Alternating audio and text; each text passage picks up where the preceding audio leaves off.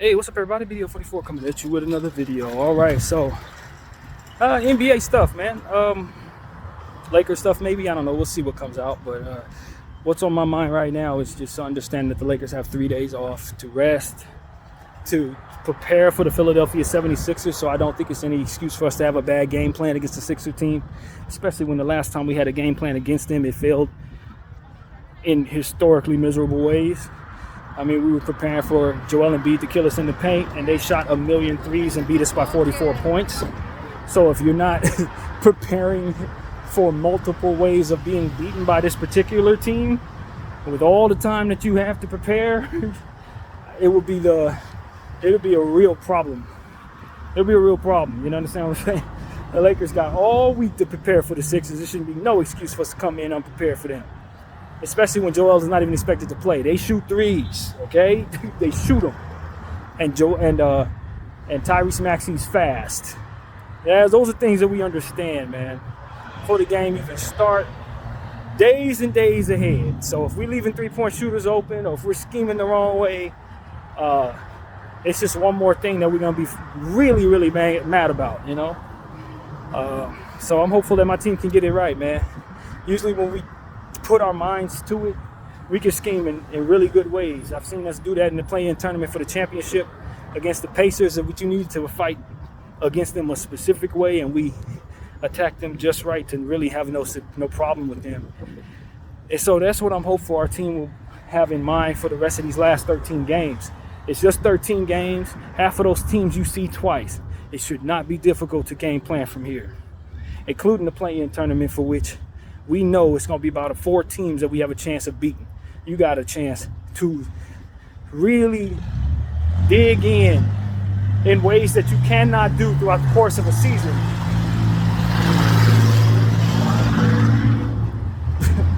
When you have so many games ahead. We don't have so many games ahead. What you have is approximately about 7 or 8 teams that you have to prepare for. It's not going to be too much for our coaching staff and team. It should not be. So that's what I'm hoping for in regards to my squad, man. I like the moves we made, shutting players who have been injured down for the rest of the season. It's the way to go. We talked about that in the pregame video. We also talked about that in the morning video. So, those things are not going to be rehashed now. But what I can say is, it's the right move, in my opinion. I think we'll benefit from it in the long run when we bring guys back and they're 100% healthy and much more conditioned for what they have to deal with. I don't mind that we took D'Lo off the floor right before breaking the record of Nick Van Exel's three-point record. Most scored in a season from a Laker. D'Lo is fastly proving to be our greatest three-point shooter. And he's going to solidify that in the record books for our team. And so we're very excited and proud of him for doing that. And he's a really gifted three-point shooter, man. He would have broke that record a long time ago if we wouldn't have traded him away. That would not have been a problem. He'd have shattered that. And but that he gets to come back and continue making that true for himself is a big deal, man. And we're hopeful that he doesn't have any trouble getting that three-point shot early in the game against the Sixers so we can put it behind us. Because every time we celebrate these individual things, we either lose the game or end up doing too much trying to chase down the record, that kind of thing. I love our individual performances. The fact that we've had so many different individual accolades to celebrate this season has been really, really unique. So many, AD's great lines, LeBron getting his, various different things that he's been doing, breaking records left and right in our uniform. It's not useless at all. It's not minor at all. These are things that you can go 15, 20 years and not celebrate stuff like this. We've had like 4 or 5 different things to celebrate. So that's very spectacular for us. But at the same time, it's so important that our team learn from the mistakes that we've made in being individuals and celebrating individuals, and just for once get it right in regards to our team success and what we're trying to do as a team.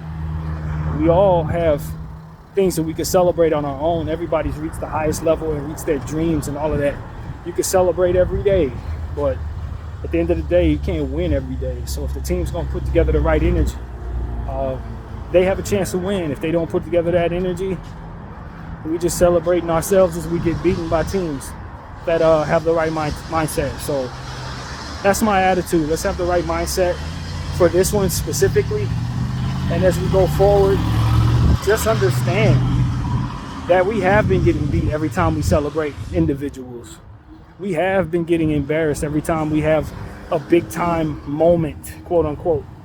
You know what I mean? It's about the name on the front of the jersey. And as long as we keep on disrespecting that, we're going to keep on getting reminded why we shouldn't each and every time, man. So that's what this Lakers season has taught me. And I'm going to continue to think that and preach that for as long as I'm paying attention to team sports. It's okay to celebrate. But if you don't keep the team as the most important part of what it is you're doing, you're probably going to get bit by that. Most times. And so that's what I'm telling people. If you're not thinking about the team that's in front of you, and you're not scheming properly, and you're celebrating your rings, or you're celebrating your individual championship, or you let your guard down because you won an in-season tournament, or a guy gets a milestone and now you want to stop the game, and that's the only thing that you're really focused on, believe me, those are the games we lose every single time. We lose those games every time. We have yet to win a game like that. So it's when we put our heads together and celebrate the collective.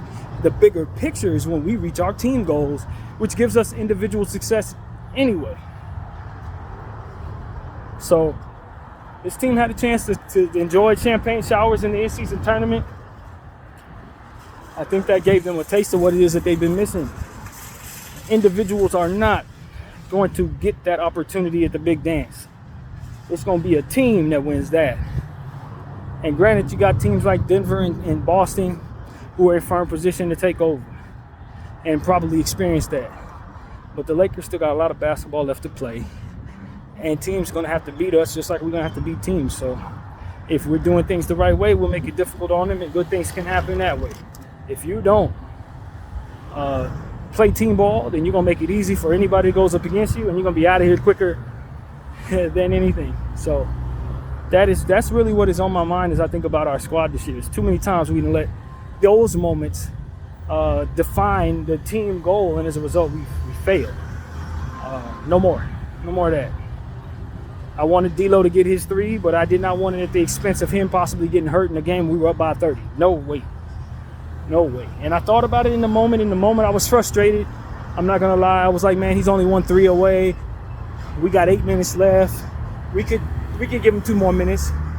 And then right after that, Jalen Johnson got hurt, and I'm wondering why the coach didn't take him out the game. You feel me? So these are the type of things you just have to say, you know what? Darvin got the right idea in that situation. He did the right thing. Because if you leave him out there, chase down that 3-point record, he hoists a bunch of threes and they never fall. Those are possessions going to the Hawks, and you look up and it's a 15-point game with like 5 minutes to go. That's possible, you know? So those are the type of things that we've let happen. If you learn that lesson, you don't have to make that mistake anymore. And so that's how we get down. We learn from our mistakes and we move forward in different ways that are much wiser, and you live to see tomorrow. That's how it has to be. So that's what I'm telling everybody else in regards to our team and in life for that matter. Make the wiser decision. You'll be better for it in the long run. At any rate, now we move forward. 13 games left. You got the Phoenix Suns with a difficult schedule. You got the Golden State Warriors with an easy schedule. You got the Dallas Mavericks getting healthier and getting more used to the big centers that they brought in. Gafford and PJ Washington. And you got the Sacramento Kings, having not made really any changes to their roster, continuing to trudge along the same way that they have been the whole time. Those are the teams that are coming up against you. And, of course, the Houston Rockets behind us, who I think are good enough, especially with Cam Whitmore coming back from injury. Even though they've lost Sengun for the rest of the season, they're good enough to win enough games against bad teams to put themselves in that range. So it's going to be a lot, man. The team has to understand. If you come out lackluster against anybody going forward, you put yourself at risk to fall out. Everybody needs to be focused right now, and the Lakers need not be the team that's not focused in the last 13 games of the season. So that's what I'm saying to all of us, man. Team got to get their head on their shoulders correct. It's not going to work if you're putting yourself in a position to just kind of laze around in the beginning of these basketball games. It don't work. You got to know what you're going up against, and in the spirit of fighting against falling out of the play-in tournament, bring an effort that you probably wouldn't be prone to bring to the game each and every night from here on out. It's the only way. Each and every game, man. Otherwise, you're setting yourself up to be failing, and then from there, you set yourself up to have people scrutinize your team, say you ain't good enough, say you soft, and all this other stuff that the Lakers do not want to hear. So I'm telling anybody that follows me, you take care of your business, you shut down the haters, you shut down everybody got something to say about what you're not doing. By taking care of what you should be doing, you ain't got to worry about none of that. And so there are certain things that our team schematically is just going to have to allow to happen. We may not be able to defend everybody. We may not be able to put up 140 points against everybody. There's certain players that are probably going to go off. But the things that you can't control, you need to control. The things that you can defend against and overcome must be captured. It can't be mental lapses and turnovers and things like that ultimately define our team. It can't come down to us having self-inflicted wounds. Believe me, that is a disgrace to lose that way. If the team's going to beat you, let them beat your best. So that's what I'm saying to all of us. Let's get that part together. Understand what it takes to not hurt self, and then from there move forward in a way that allows for us to make teams beat us, not us beating ourselves. That's what I'm saying. So, yeah, man. Paying close attention to the Phoenix Suns. Paying close attention to Dallas. Kyrie Irving. And what he's been able to do against the Denver Nuggets in that last game, special, say the least, goes down in history, that type of thing. That left-handed hook shot, you can't really put a price tag on him. A lot of people are saying right now that he's the best skilled player in NBA history. You know, when it comes down to it, I don't know if I'm qualified to say. I didn't watch everybody who I think was super skilled. But what I can say is none of them had the ball handling ability he has. And so he has that on top of everybody. And then when you talk about what else he has in regards to his skills and his ability, his finishing ability, I do believe that he's a great candidate for that conversation. Now, we watched Kobe Bryant for 20 years. So it's kind of hard for us to say anybody's more skilled than Kobe Bryant when you look at what he was able to accomplish in the moment. He would create dribble moves. He would create opportunities from scratch, just off of instinct and pure repetition. So it's kind of hard for me to, in my right mind, say that anybody's more purely skilled than him. But I can tell you he did not have the gifts, the natural born gifts that Kyrie Irving had when it came to dribbling the basketball. He didn't have that. He had handles, but Kyrie's on an entirely different level when it comes to that than pretty much everybody that's ever played in the NBA. So for me, I just look at Kyrie and say, yeah, he has that up on Kobe and everybody else. And it's kind of hard to say that he's not the most skilled player when you consider all the other intangibles, and then you see that extreme gift. And so that's what I'm here to say to everybody else, man. I'm not qualified to say who is the most skilled player. The most skilled player I ever watched was somebody I had the privilege of watching every night. And I don't have that privilege with Kyrie Irving because my team ain't put him on the team for a bunch of reasons that I don't think are really just at all, to be honest with you. Not really. Not when you consider what we have going on and the opportunity we had to bring him in and why people didn't want to bring him in, and now what we understand about a lot of different things that we didn't understand at the time. It's just like, yo, y'all missed the bus on maybe our next championship by not bringing this guy in. And I think we're paying for it now, and I think Dallas is going to benefit from it. Because if it comes down to a one-game situation with Kyrie and Luka the Don, I don't want to be in a playing tournament against them, to be honest with you. I don't know that they have a better overall team than us, but when it comes down to the last 5 minutes of the game, no. And the very thing that we needed against Denver is somebody who could do the thing that he just did against Denver. Execute them by having better execution down the stretch. You know, being able to hit shots in the last 4 or 5 minutes of the basketball game when you know you're staring down the barrel of Jamal Murray, probably one of the most lethal killers of his generation. You need a killer. You need somebody with uber confidence and heightened skills. Somebody who can string together 20 points in 2 quarters quickly. Like, you don't have the ability to say that you trust the people that you have down there going up against those killers. They've been proven to hit shots over and over and over again down the stretch of these basketball games. And what we do, we miss those same opportunities that we get. Not being able to get the stops, but also allowing a team like Denver to get the bailout stops against us because we just simply don't execute very well. And you consider that's what Kyrie Irving's strength is. And you didn't bring him in because he offended some folks. You know, like, I get it. Offense is a real thing. But when you're starting to see what's going on in the world, it's like, man, Kyrie wasn't a bad guy in that situation. We all know that now. He wasn't the bad guy. He wasn't at all the bad guy. So it's like, I think the Lakers get, you know, we get to suffer the ills of those who didn't want to bring him in for the wrong reasons. And that's unfortunate because we would have a much better understanding of how skilled he is if he were in our uniform. And I think we need what he brings to the table, and I think that's been understood for a couple of years now. And as we're going into the play-in tournament, he's probably going to be the one to knock us off. He probably is going to be. So I'm just like, man, you know, that's why I just want my front office to make better decisions. We've talked a lot about that. Trust my scouts. I like my scouts. My Lakers scouts are on the same page of what it is I want to see done. I just don't need anyone overriding their expertise, man. We've got some of the best scouts in the league. Why would I want to override some of their expertise? That's my concern. Like,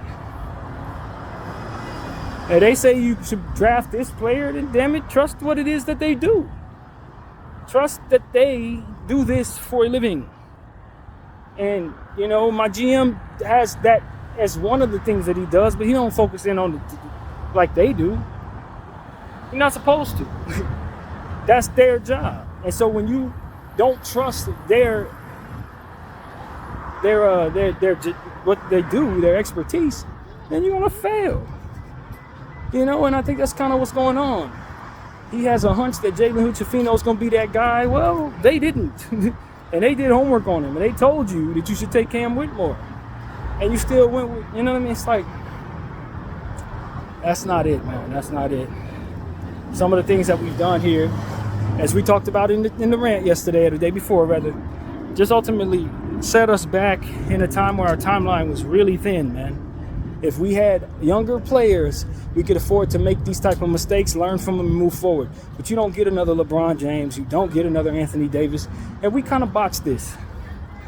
And I think a lot of the stuff that motivated us botching it were just the wrong things.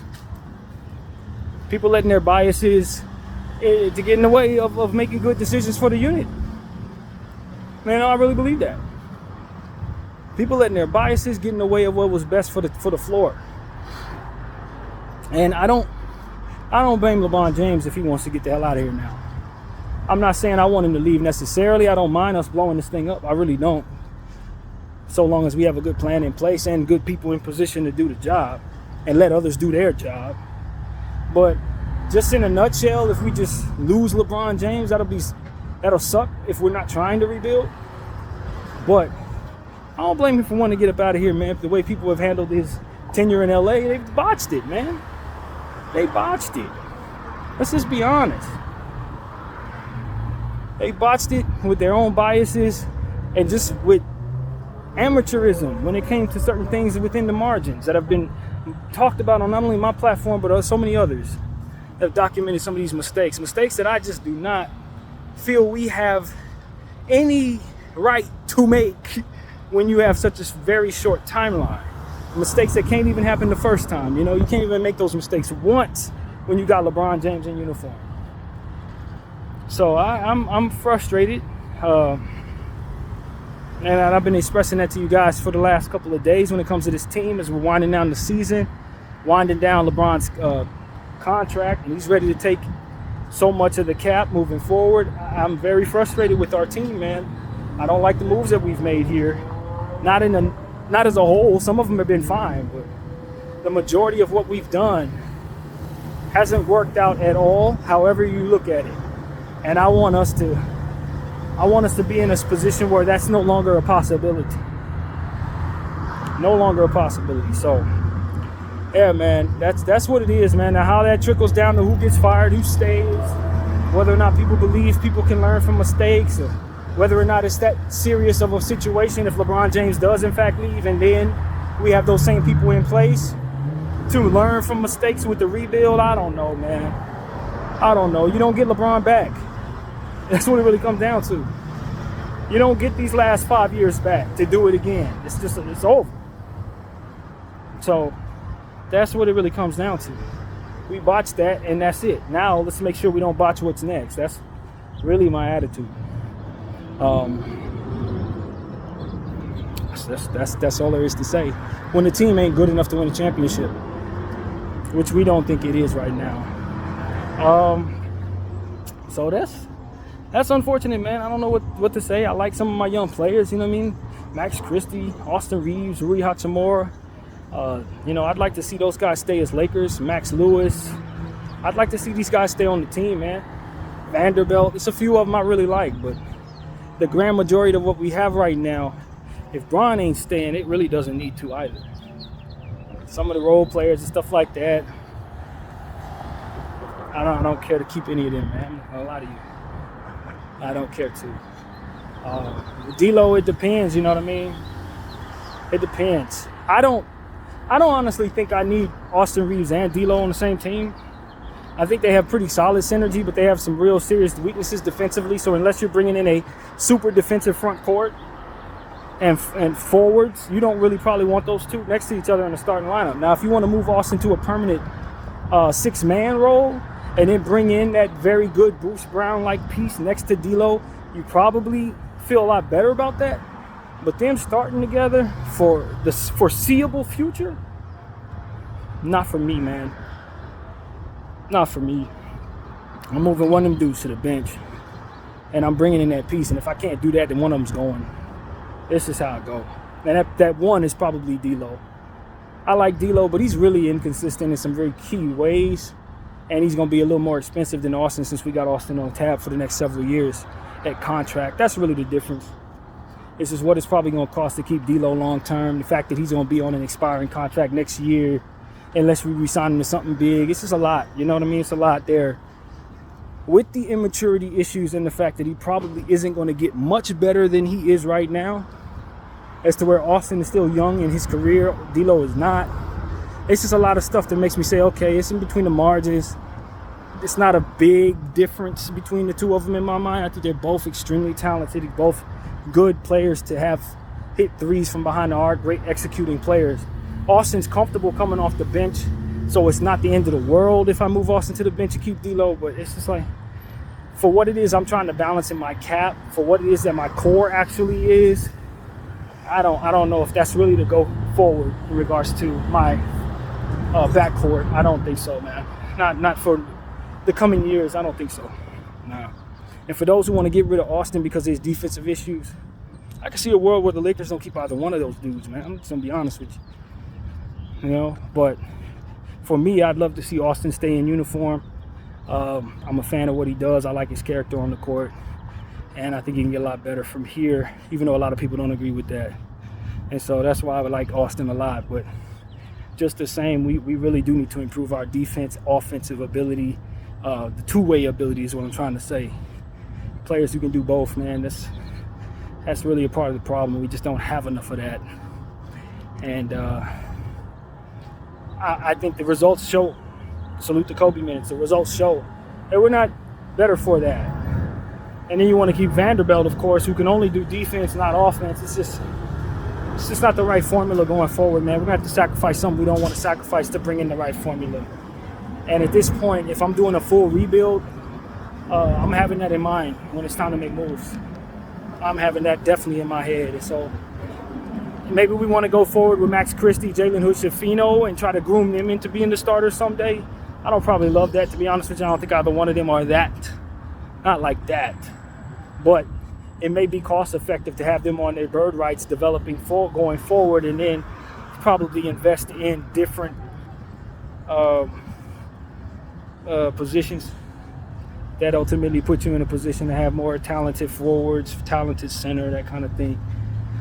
So I don't know, man. We did draft Jalen Hood-Schifino. We might as well see his development through. I'm not on board with moving on from him just because I'm not pleased with us drafting him. He's good to have, just probably not at the price tag that we picked him up on the draft.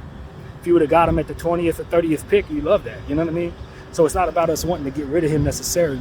It's more so about us wanting to bring in what we can to make ourselves who we need to be to compete. And if we're rebuilding, that's not necessarily a priority. So that's really what it comes down to. But you know, at the end of the day, man, I just want to see the Los Angeles Lakers commit to a timeline going forward, get better or get worse with a purpose, try to replenish the picks that have been lost in our mortgaging away everything for our core. I don't want to trade away any more picks to get superstars. No disrespect to LeBron James, who probably really look forward to us doing that. I have no interest in doing that unless that superstar is somebody that excites me to no end. And Donovan Mitchell may fit in that category. You know, Trae Young may fit in that category, but just to be getting a superstar to add to this core that's going to be so expensive, and then the rest of the team is a bunch of Taurean Princes and Jalen Hood-Schifinos. Nah, I don't love that vision at all, man. No, you're waiting for one of them dudes to get hurt so you can be just as bad as you are right now. I'm cool. That don't work for me. So yeah, man, it's lackluster time. It's low frequency, low energy in regards to this team because they've just been so lackluster lately, man. I don't know. And we know that a rebuild is probably going to make us a lot worse for a long time. So we just got to deal with what we got to deal with. And that's the mindset. Video 44. Thank y'all for watching. Bye.